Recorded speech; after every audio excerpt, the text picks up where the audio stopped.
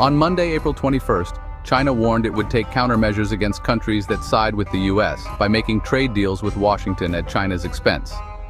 This came after a Bloomberg report said the U.S. plans to pressure countries to reduce trade with China to avoid new U.S. tariffs announced by President Trump earlier this month. The Trump administration said dozens of nations want to renegotiate trade deals to avoid these penalties, which would hurt their exports to the U.S. The new tariffs are paused for 90 days for all countries except China, which faces levies up to 145%. In response, China raised tariffs on U.S. imports to 125%. China's Commerce Ministry said on Monday that, well, appeasement will not bring peace, and compromise will not be respected. It warned countries against sacrificing others for short-term gain, saying this would, harm everyone.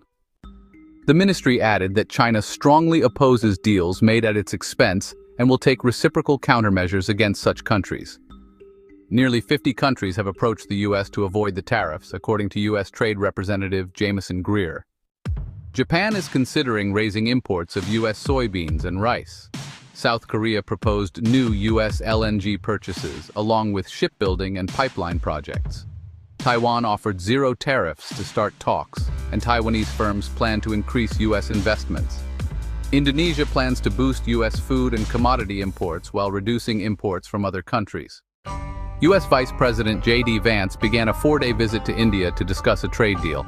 The European Union has paused retaliatory tariffs on $23 billion of U.S. goods to keep negotiations open.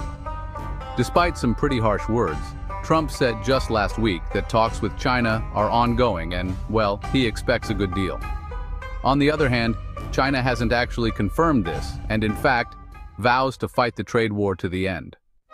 New U.S. tariffs might actually push China's rivals, especially in Southeast Asia, to ramp up manufacturing for the U.S. market. Many countries have already started to benefit from shifting supply chains away from China due to all the U.S.-China tensions. By making new energy deals with the U.S., Asian neighbors could end up forcing China, the largest LNG importer, to rely on costlier and less reliable sources. However, these countries really have to balance their ties carefully, since they depend heavily on trade with China. In fact, China accounted for $975 billion in trade with ASEAN in 2024. That's more than twice its trade with the U.S., which was $398 billion. Bo Zhengwan, a partner at China-based consultancy Plenum, put it pretty clearly: no one wants to pick a side. Countries highly reliant on China's investment, infrastructure, technology, and consumption are unlikely to fully support